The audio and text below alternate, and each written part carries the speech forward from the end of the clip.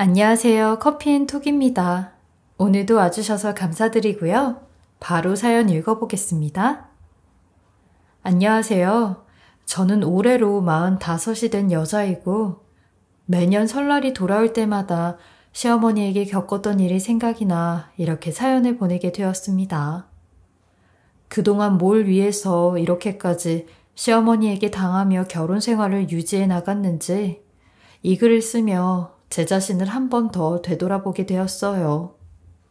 저는 고향이 강원도인데 20살이 되자마자 서울로 와서 거의 10년 가까이를 혼자 살았어요. 그때는 20살이라고 하면 다 큰 성인인 줄 알았는데 지금 생각해보면 한없이 어린 나이였단 생각이 들어요. 편찮으신 저희 아버지가 장녀라고 무리해서 서울로 대학까지 보내주셨기에 저는 무조건 성공을 해야 된다는 강한 집념이 있었어요. 내가 성공을 하기 전까진 고향도 못 간다라는 채찍질을 하면서요. 그래서 가끔 고향에 가도 부모님과 동생들은 보지 않고 그냥 고향 친구들만 잠깐 만나고 오는 경우도 있었죠. 고향 친구들은 다들 서울로 유학 간 제가 부럽다고 했었는데 막상 살아보니 같은 대한민국 땅인데도 향수병이 생기더라고요. 그런 향수병을 이겨내가며 가족을 위해서 성공해야 된다는 부담감을 어깨에 메고 살았는데 사실 많이 힘들었어요. 그렇게 저는 대학 졸업 전부터 200통이 넘는 회사에 이력서를 보냈고 그중 딱 한 군데, 그것도 제가 제일 원하는 곳에 취직이 되었어요. 제 자랑 같지만 저는 취직하고 꽤 빨리 승진을 하여 어린 나이에 팀장 자리에 앉을 수 있었어요. 그만큼 연애도 친구도 사람 만나는 것도 다 끊고 일만 했는데 그 이유는 딱 하나였어요. 승진이 되면 월급을 더 많이 받으니 돈 버는 재미에 그렇게 목숨 걸고 일을 한 것 같아요. 이런 부분에선 저희 부모님보다 시어머니가 더 좋아하셨어요. 내가 있잖니? 모임에 나가서 매일 우리 며느리 자랑밖에 안 하잖아. 그럼 다들 나보고 며느리 잘 만났다고 얼마나 부러워하는지 몰라. 영자는 생일날 며느리한테 딱 10만 원 받았다는데 난 우리 며느리가 코트 사줬다고 자랑했지. 너도 알지? 우리 모임에서 네가 제일 잘 나가는 거. 아이, 어머님, 너무 그렇게 자랑하지 마세요. 저도 많이 부족한데요, 뭘. 요즘엔 애들 챙기느라 어머니한테 뭐 많이 해드리지도 못하고 찾아뵙는 것도 어려운데요. 그래도 나만큼 며느리 복 있는 시애미는 없을 게다. 오늘도 이렇게 건강식품이라고 상황버섯이랑 홍삼까지 사오고 그냥 오라고 해도 꼭 이렇게 뭘 사가지고 오고 빈손으로 안 다닌다니까. 아유, 이것도 자랑해야겠다. 이번에 회사에서 보너스를 좀 받아서요. 시어머니는 늘 이렇게 제가 조금만 잘해도 업고 다닐 기세였고 잘 못해도 이쁘다 이쁘다 해주셨어요. 손 아래 신우가 있어도 딸보다 저를 더 챙기고 저를 더 아껴주셨는데 물론 며느리가 딸을 대신할 순 없지만 그래도 그만큼 저를 생각해 주시는 모습이 그냥 감사의 따름이었어요.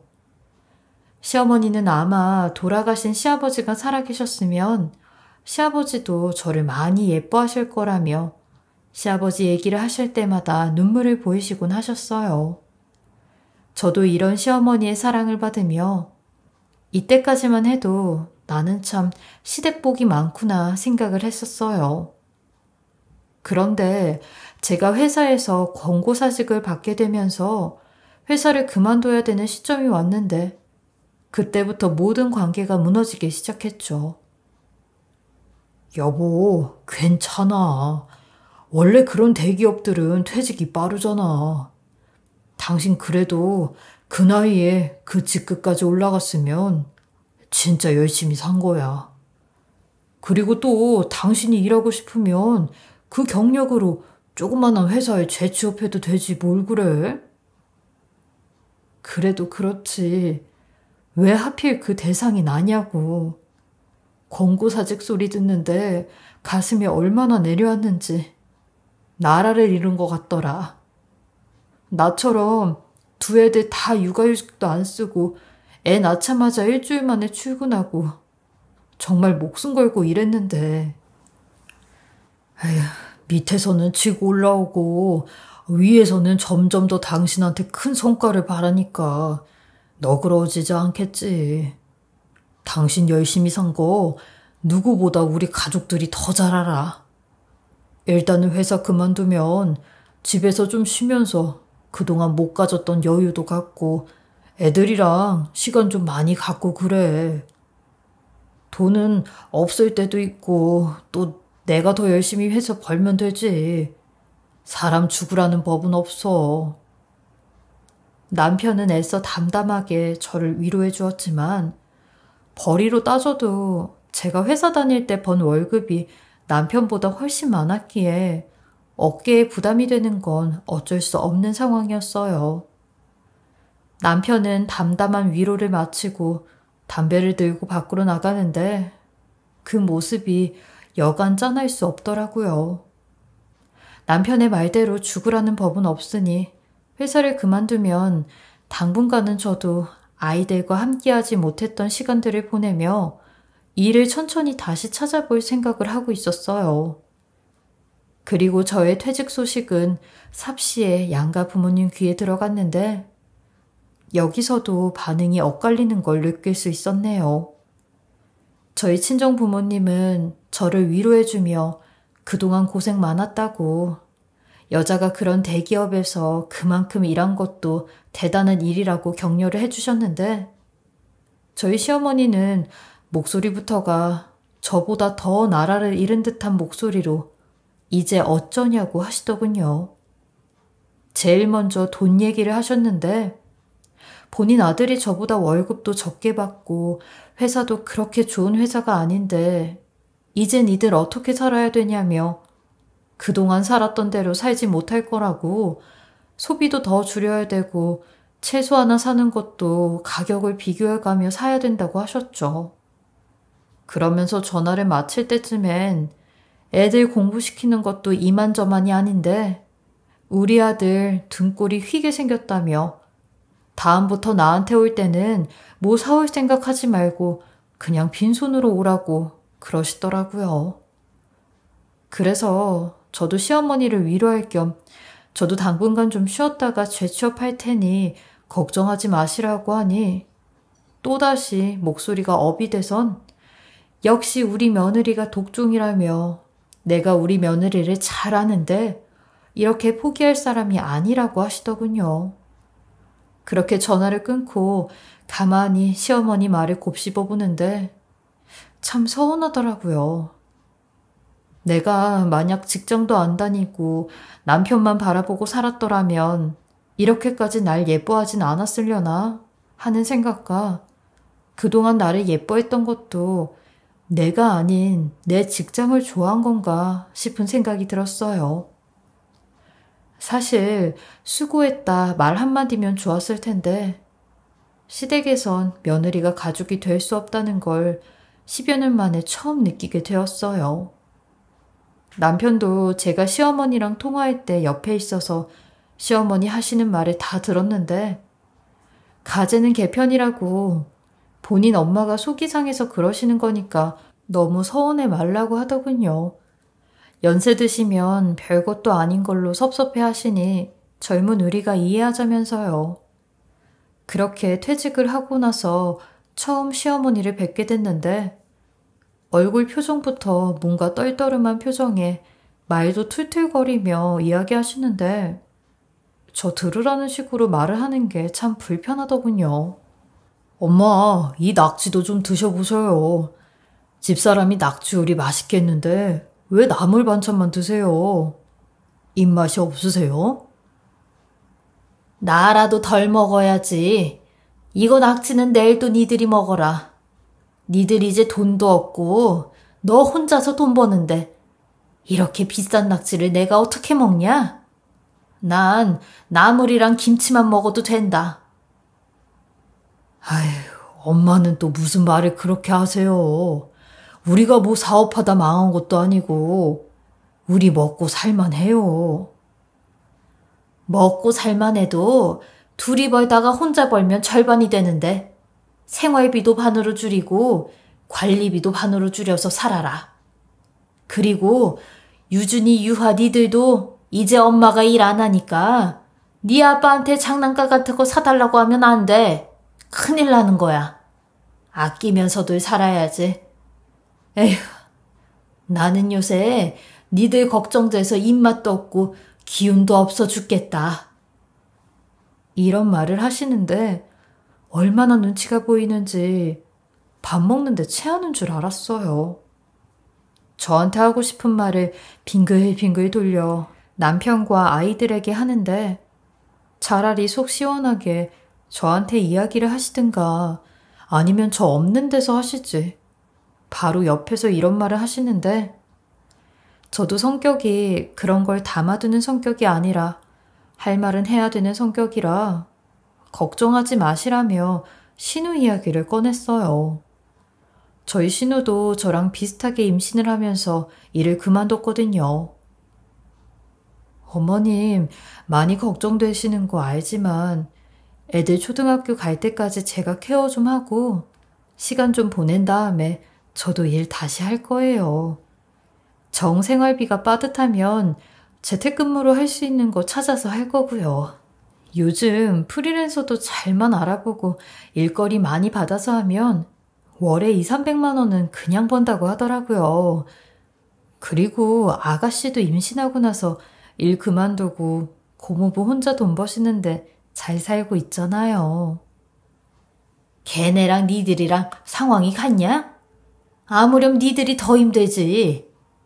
그래도 뭐 일이라도 한다고 하니까 내가 마음은 좀 놓인다.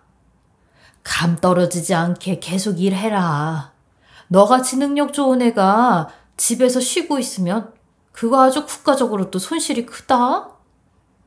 제가 일을 하겠다고 말씀을 드리니 시어머니는 또 다시 기분이 좋아지셔선 낙지를 국자로 한 대접 떠서 드시더군요.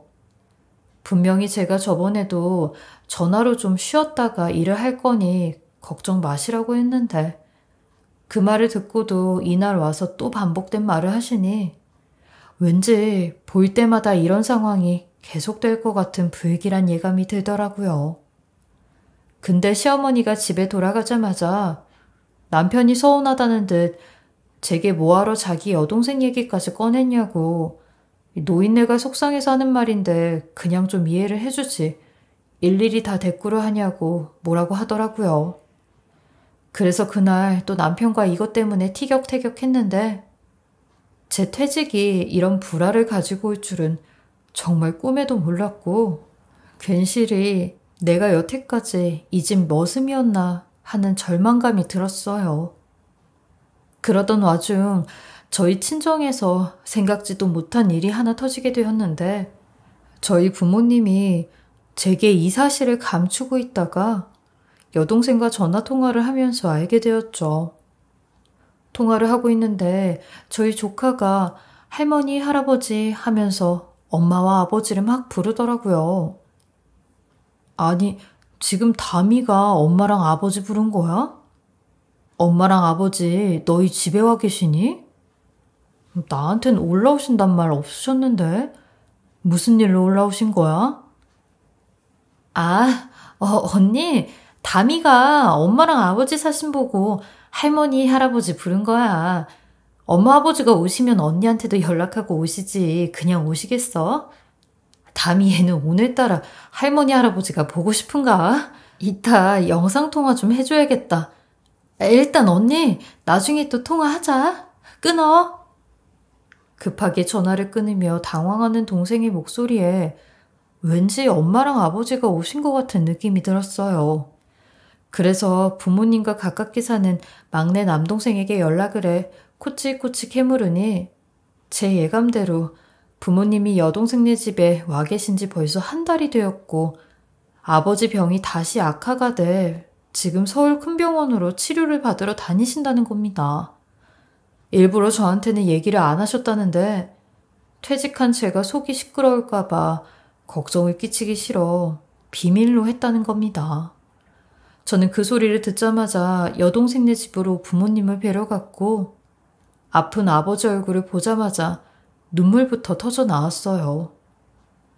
서울로 대학을 가고 좋은 직장에 다녀 아버지 병을 고쳐주려고 했는데 지금은 아무것도 해줄 수 없는 제 모습이 한심하기만 해서요. 아버지는 우는 제게 울지 말라고 이럴까봐 이야기를 안 했던 거라며 말없이 제 손을 잡아주셨고 엄마는 네가 왜 미안해하냐며 여태까지 우리 집 먹여 살린 게 너라고 이제 그만 혼자 짊어지라고 하셨어요. 아버지는 심장이 또다시 말썽을 부린다고 하였는데 검사 결과상 당분간은 병원에 입원해 집중 치료를 받아야 된다고 했대요. 며칠 뒤면 병원으로 입원을 하러 가신다고 했고 저도 그런 아버지를 엄마와 같이 병간호하기로 하였어요. 그때는 시국이 거의 초창기 때라 보호자 2명이 번갈아 가며 병간호를 할 수 있었거든요. 남편에게도 아버지 이야기를 하니 당연히 그렇게 하라며 아이들 돌보는 건 시어머니에게 좀 부탁을 드려보자 하였죠. 그러니 시어머니도 그렇게 해주겠다며 간병인 쓰는 돈이라도 아끼면 좋지 않냐고 하시더군요. 그리하여 어찌됐든 한시름 놓고 아버지 병간호에 신경을 쓸 수 있었어요. 물론 시어머니 눈치가 아예 안 보이는 건 아니었지만 그래도 내 부모가 아프다 보니 눈치가 보여도 철면피가 깔리게 되더군요. 그렇게 병간호를 한 지 3주 정도 지났을 때였는데 그날은 엄마가 병간호하는 날이라 저는 집에 있었어요. 근데 생각해보니 엄마가 전부터 병원 베개가 불편하다고 하신 게 생각이 나 마트에서 베개를 하나 사가지고 병원에 가게 되었어요. 엄마한테는 잠깐 입원실 밖에 있는 면회실로 나오시라고 할 참이었죠. 그렇게 병원에 갔는데 마침 엄마가 면회실로 들어가는 게 보이더라고요.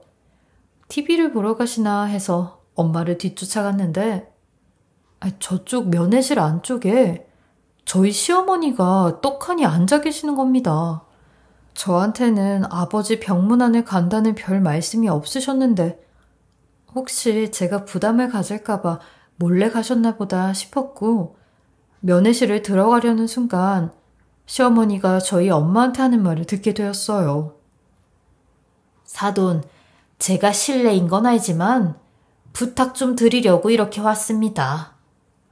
혹시 며느리가 바깥 사돈 병원비 보탠다고 해도 안 사돈이 한사코 거절을 하셨으면 해서요. 안 사돈도 아시다시피 며느리가 지금 직장에서 잘리고 우리 아들 혼자 돈을 벌고 있잖아요. 아들놈은 어떻게 해서든 며느리 목까지 조금이라도 더 벌어보겠다면서 야근 수당 받는다고 매일 밤 11시, 12시에 들어오느라 제가 아들 얼굴 못 본 지도 몇 달이 다 돼가요. 거기에 며느리처럼 회사에서 안 잘리려고 야근 안 하는 날엔 상사들 술 상무하고 아주 제 아들만 생각하면 불쌍해서 눈물이 다 나더라고요. 우리 애가 회사에서 그렇게 되는 바람에 정서방이 고생하는 건 저희도 다 알고 있습니다. 그리고 큰애가 병원비 보태준다고 해도 안 받을 생각이었어요. 그러니까 너무 걱정하지 마세요. 아이고 그러셨구나. 역시 사돈은 말이 아주 잘 통해서 너무 다행이에요. 사실 그게 다 우리 아들 혼자 버는 돈인데 바깥 사돈 병원비를 내준다고 하면 얘네는 뭐 먹고 살겠냐고요. 그렇지 않아도 얘네 지금 진짜 힘들게 살고 있는데 만약에 병원비까지 내주면 기울어져요. 그리고 사실은 저도 지금 아파서 병원에 다니고 있는데 일부러 얘들한테는 절대 말 안 하고 다니고 있다니까요. 손 안 벌리려고요. 그러니까 사돈도 힘을 합치셔야죠. 예. 근데 딸의 말은 좀 다르던데요. 뭐 회사에서 10년 넘게 일한 퇴직금도 꽤 나왔고 실업수당도 나온다고 그렇게 힘든 상황은 아니라고 걱정 말라고 하던데. 아니 사돈, 당연히 그렇게 얘기를 했겠죠. 부모님이 걱정하는데 어느 자식이 고지고대로 말을 해요? 아이고, 시골뿐이라 그러신가. 아직도 이렇게 순박하시네. 암튼 절대로 며느리가 병원비 보탠다고 해도 받지 마세요. 그거 다 우리 아들 몰래 뒷주머니 차서 사돈한테 드리는 걸 거예요. 지금 이런 말씀 드리면 속상하겠지만 며느리 얘 돈 한 푼도 없어요. 아이 제가 가까이서 지켜보잖아요. 아이고, 전 애들이 그렇게 힘들 줄은 꿈에도 몰랐네요. 분명히 저한테는 퇴직금 받은 것까지 보여주고 그랬는데. 아이 그럼 사돈, 제가 지금 거짓말을 하고 있다는 거예요? 제가 이렇게까지 두 발로 찾아와서 우리가 애들 좀 살려주자고 부탁을 하는데 사돈은 욕심이 목구녕까지 차서 기어코 며느리 얘한테 병원비를 받아내려고 하는 거예요? 정말 시골뿐이라 순박하시고 착한 줄 알았는데 왜 이렇게 돈을 밝히셔요? 그 돈 다 우리 아들이 번 돈이라고요. 아니 사돈, 저는 그런 뜻이 아니라 제가 딸애한테 돈을 달라고 하는 게 아니라 우리 애도 그렇게 능력이 없는 게 아니라고 말씀을 드리는 겁니다. 아이 무슨 말씀을 그렇게 해. 그 소리를 듣고 있는데 얼마나 열이 받던지 저도 가만히 있을 수가 없었어요.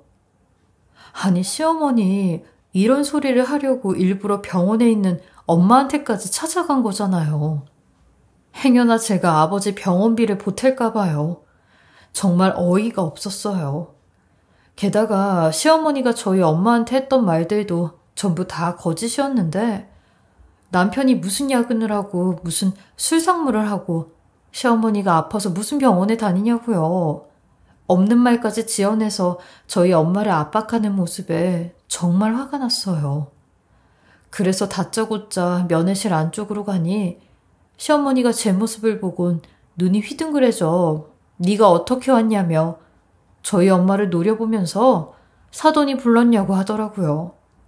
그래서 제가 엄마한테 베개 갖다 주러 왔다고 왜 우리 엄마를 못 잡아먹어 안달이냐는 식으로 이야기를 하니 시어머니가 갑자기 제 손에 있던 베개를 집어들며 이것 봐 이것 봐. 네가 이렇게 우리 아들이 번 돈으로 친정 식구들한테 이런 걸 사주니까 매일이 적자지 적자. 네 남편 등골 빠지는 건 안 보이고 친정 식구들한테 이렇게 펑펑 돈을 써? 사돈, 이것 보셔요. 얘가 이렇게 자질구레한 살림까지도 친정에다가 돈을 쓰는데 병원비를 안 주겠냐고요.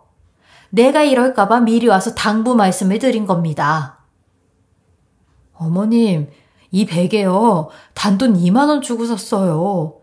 그리고 이거 산 것도 제 돈으로 샀고요. 어머님 어떻게 병원비 때문에 저희 엄마를 찾아오실 수 있으세요?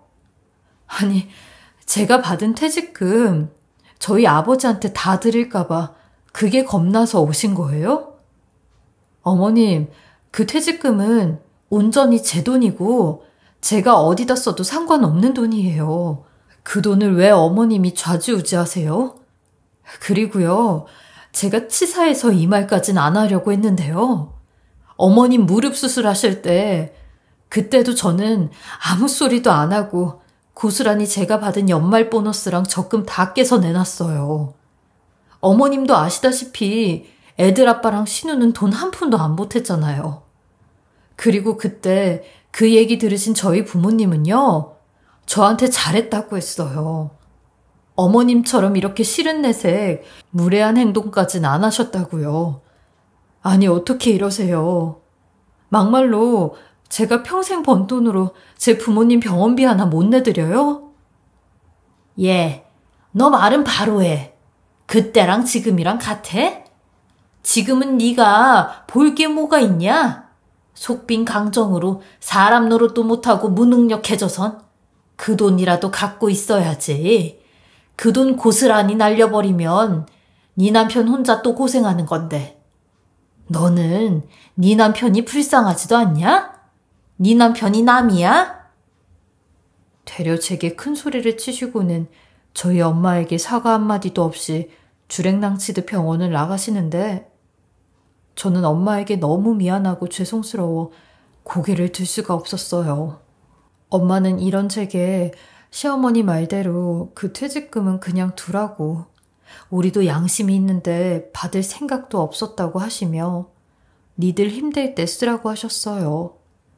남편도 이 사건을 듣곤 저희 엄마를 찾아가 시어머니 대신 사과를 하였는데 시어머니는 끝까지 사과는커녕 본인이 이렇게 한 게 잘한 거라고 나중에 제가 고마워할 거라며 큰 소리를 치시더군요. 결혼 후 처음 알게 된 시어머니의 진짜 얼굴에 저는 질려버려서 거의 왕래를 하지 않았는데 시어머니도 저 보기 싫다고 오지 말라고 해서 시댁 행사나 제사 명절 땐 남편이랑 애들만 가고 저는 가지 않았어요. 차라리 그게 속 편하더라고요. 그런데 설 명절에 생각지도 못한 경우가 발생해 어쩔 수 없이 시어머니랑 마주치게 되었어요. 시어머니네 집 천장이 누수로 윗집에서 공사를 하게 돼 설 명절을 저희 집에서 보내게 된 거죠. 저는 남편에게 나가 있겠다고 하였는데 그날 어차피 저희 부모님도 아버지 심장 검진차 서울에 오셨다가 동생네 집에 계셔서 부모님을 만나고 온다 하였어요. 그러니 남편이 제게 돈 15만 원을 쥐어주며 10만 원은 저희 부모님께 용돈을 드리고 나머지 5만 원은 밥이라도 사드리라고 하더라고요. 같이 가야 하는데 혼자 보내서 미안하다면서요. 그래도 시어머니는 인성이 저 모양이었지만 남편은 그러지 않았기에 남편 하나 보고 참으며 살았네요. 그렇게 저는 돈 봉투를 가슴에 품고 아버지 엄마를 보러 갔는데 하필이면 그날이 명절 당일이라 문을 연 식당이 많이 없더라고요. 맘 같아선 제가 직접 따뜻한 떡국이라도 끓여드려야 하는데 상황이 이러니 밥 한 끼도 못 해드리는 게 너무 죄송스럽고 가슴이 아팠어요. 동생네도 시댁 식구들이 온다고 하여 집을 나와야 했거든요. 그 추운 겨울날 저는 부모님을 모시고 거리를 헤매다 결국 들어간 곳이 24시간 하는 김밥 전문점이었어요. 거기 가니까 메뉴에 떡국과 만둣국이 있긴 하더라고요.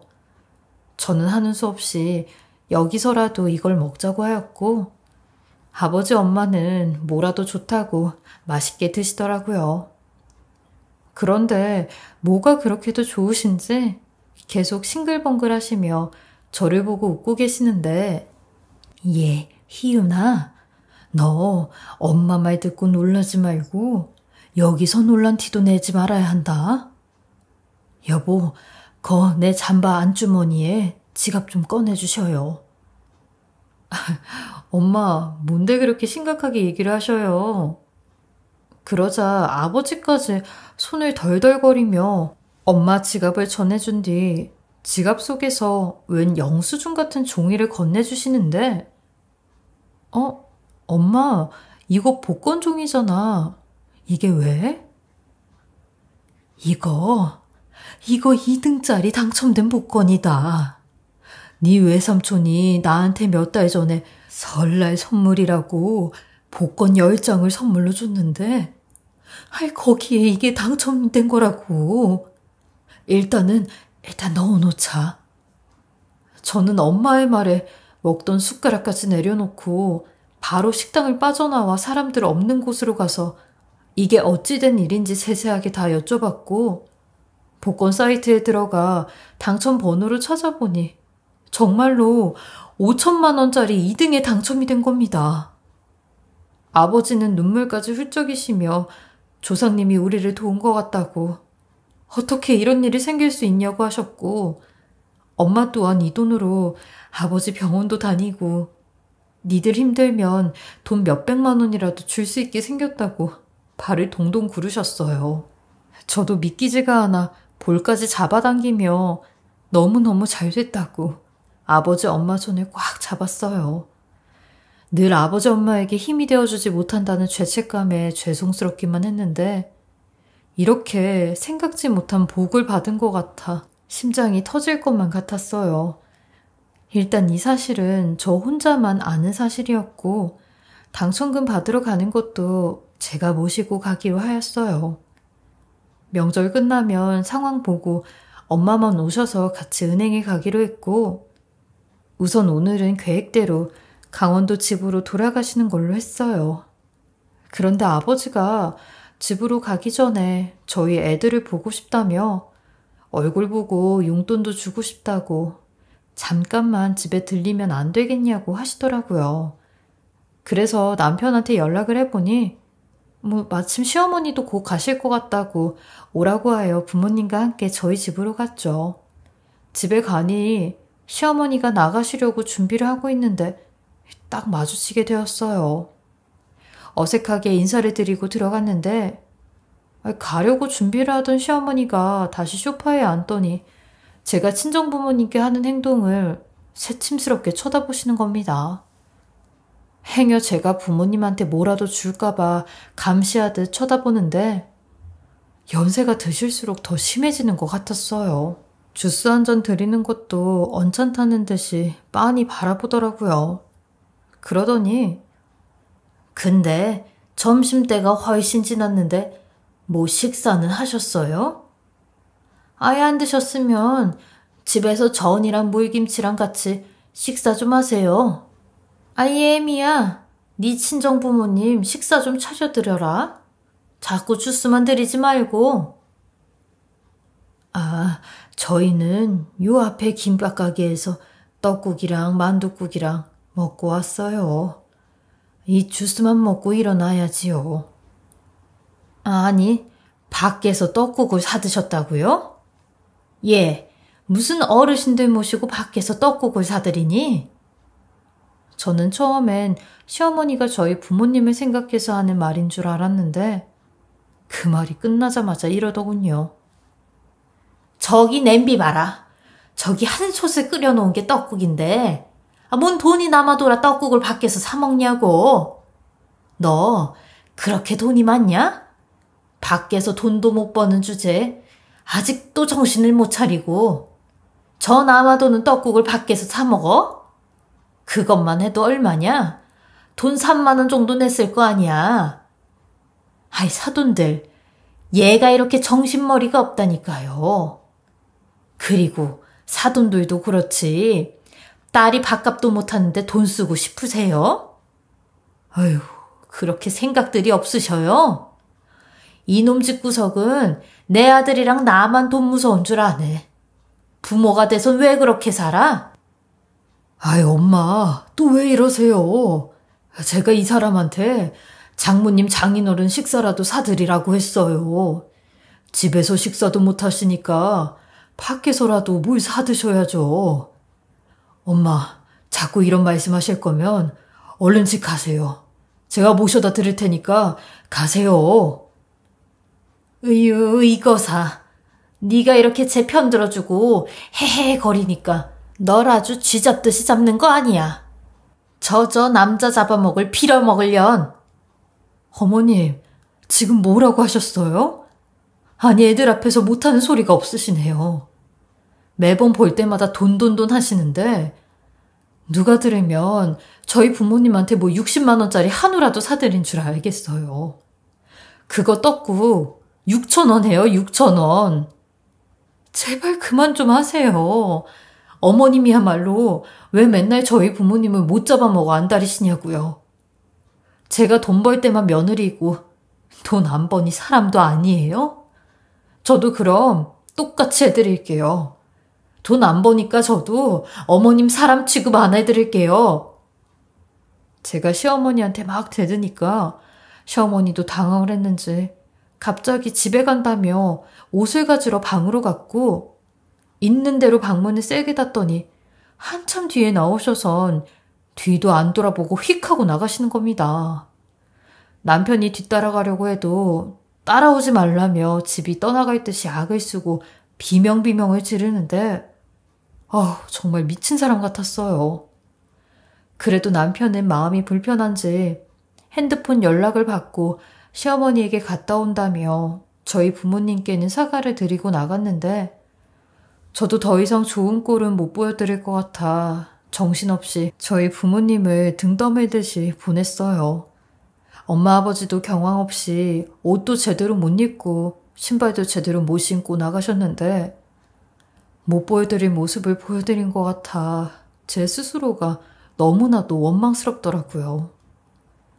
그렇게 부모님이 가신 뒤 한 3, 40분이 지나 엄마에게 전화가 왔는데 저는 당연히 터미널에 잘 도착했다는 전화인 줄 알고 전화를 받았어요. 그런데 엄마가 떨리는 목소리로 지금 버스터미널에 와서 주머니를 뒤져보는데 지갑이 없어졌다고 하는 겁니다.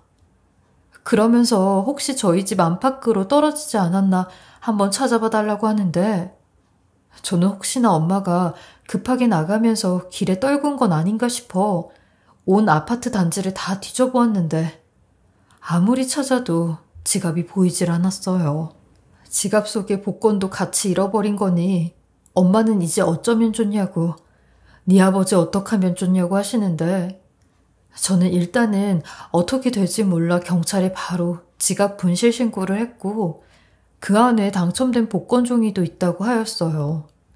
경찰관님은 연휴가 끝나자마자 관리사무실의 협조로 CCTV를 돌려본다고 하였고 저도 연휴 끝나자마자 관리사무실에 가서 분실방송이랑 전단까지 다 붙여놓았어요. 아마 엄마의 지갑을 주운 사람이라면 돈이 없는 걸 보고 그냥 버렸거나 아님 복권 종이를 한번 맞춰보고 본인이 수령을 하는 두 가지의 상황이 있었는데 어찌됐든 지갑 찾는 건 어려울 것 같은 불길한 느낌이 들어 애만 태우고 있었죠. 그러던 찰나 경찰서에서 용의자 비슷한 사람을 찾은 것 같다며 확인을 하러 오라는 연락을 받아 저는 하던 일까지 내팽개치고 경찰서로 달려갔는데 경찰관님이 보여준 CCTV를 본 순간 자세히 볼 것도 없이 저 사람이 범인이 맞다고 하였어요. 그 범인은 바로 저희 시어머니와 남편이었는데 맨 처음엔 시어머니가 엘리베이터를 타고 내려오면서 외투 주머니에서 뭔가를 만지작거렸는데 1층에 도착한 순간 한 3초 정도 주머니 밖으로 저희 엄마 지갑을 꺼내는 게 포착이 되었고 저희 아파트 동과는 멀리 떨어진 동 앞의 놀이터 CCTV에서 시어머니가 아예 저희 엄마 지갑을 꺼내서 돈이 있나 없나 확인을 하더군요. 그러더니 복권 종이를 보곤 어디론가 전화를 걸었는데 한 5분 뒤 저 멀리서 누군가 뛰어왔고 그 사람이 저희 남편인 것까지 밝혀졌네요. 어쩐지 남편이 그날 핸드폰 연락을 받곤 시모에게 갔다 오겠다며 나갔는데 이 연락을 받은 모양이었어요. 그러더니 한참 동안 복권 종이를 들곤 심각하게 둘이서 얘기를 하더니 남편이 핸드폰을 꺼내 복권을 맞춰보는 듯한 행동을 하는데 당첨이 된 걸 알곤 둘 다 입을 틀어막으며 지갑이랑 종이를 챙겨 시모가 가지고 가더라고요.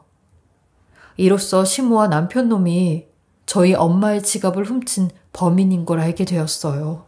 아니 시어머니는 원래 인성이 그 모양이니 저희 엄마 지갑을 훔쳤다고 해도 말이 되는데 그걸 알면서도 가만히 있던 남편 놈은 절대로 용서할 수가 없었어요. 경찰관님은 이 증거를 토대로 절도로 피의자 조사를 시작한다고 하였고 저는 남편놈에게 연락 하나 남기지 않고 짐 싸서 애들 데리고 친정으로 갔어요. 경찰서에서 연락을 받은 시모와 남편놈은 오해였다며 경찰서에 와서 확인 좀 해달라고 사정사정을 하는데 저는 합의 없이 법적 절차 받겠다고 하였고 남편놈에게 이혼 소송까지 걸었어요. 시모는 저희 엄마의 지갑을 훔친 이유가 그 6,000원 떡국값만 빼가지고 오려고 했다는 말도 안 되는 변명을 늘어놓으며 제발 살려달라고 저와 저희 엄마에게 빌고 대자로 누워 한 번만 용서를 해달라고, 합의 좀 해달라고 했는데 복권에 당첨된 걸 알면서도 지갑을 안 돌려준 행동이 합의가 될 만한 행동이냐고 막 난리를 쳤어요. 그렇게 시무는 지갑 절도와 함께 복권 절도까지 합쳐 초범이지만 피해 정도가 중하다 하여 징역형을 받게 되었고, 남편놈 또한 공범으로 범죄 은닉죄가 성립이 돼 집행유예와 벌금을 받게 되었어요. 그리고 이혼소송 또한 제가 아주 유리한 조건으로 승소를 하게 되었죠. 그렇게 이 두 사람은 저희 엄마에게서 밥값 6,000원을 뺏어오려다 더 큰 죄를 받게 되었고, 돌이킬 수 없는 강을 건너 모든 게 다 빼앗기게 되었어요. 남편 놈만은 시어머니와 다른 사람이라 생각을 했는데 결국엔 똑같은 인간이라는 걸 알고는 한동안 충격과 시리에 빠져 수면제 없이는 잠도 못 자고 밥도 못 먹는 생활을 하였어요. 그리고 그날 이후 설날만 다가오면 그때의 끔찍한 상황이 떠올라 몸이 기억하듯 온몸에 두드러기가 나곤 했었어요. 그런데 작년부터 제가 일을 시작하면서 점차 치유가 되어갔어요. 사람들도 만나고 치열하게 일하며 월급도 받다 보니 옛날의 열정이 다시 불타오르는 것 같아 지금은 많이 안정이 되었어요. 만약 예전 시모가 저를 기다려만 줬다면 이런 일도 없었을 텐데 결국엔 벌어질 일이었다 생각하니 그냥 제 팔자인가 보다 싶었어요. 하지만 또 좋게 생각하면 하루빨리 이 악마 같은 사람들과의 연을 끊어냈으니 천만다행이라 생각이 들었죠. 그 후 저희 부모님은 무사히 당첨금을 받아 5천만 원으로 아버지 병원비를 마음 편히 쓰게 되었고, 약도 더 좋은 약을 쓸 수 있는 형편이 되었어요. 이제 곧 또 설날이 다가오는데 눈을 감고 일어나면 설날이 그냥 지나갔으면 하지만 언제까지 이렇게 피할 수는 없다는 생각이 들어 제 아픔을 좀 직면해보고자 이렇게 용기 내 제 이야기를 해보았습니다. 제 이야기 들어주신 모든 여러분들도 혹여나 본인만의 아픔이 있으시다면 용기 내 맞서 싸우시길 바라며, 비록 서로 얼굴은 모르지만 응원을 보내드리고 싶습니다. 제 긴 이야기 들어주셔서 감사합니다. 지금까지 커피앤톡이었습니다. 오늘도 끝까지 함께 해주셔서 감사하고요. 저는 또 다음 영상으로 찾아뵙겠습니다.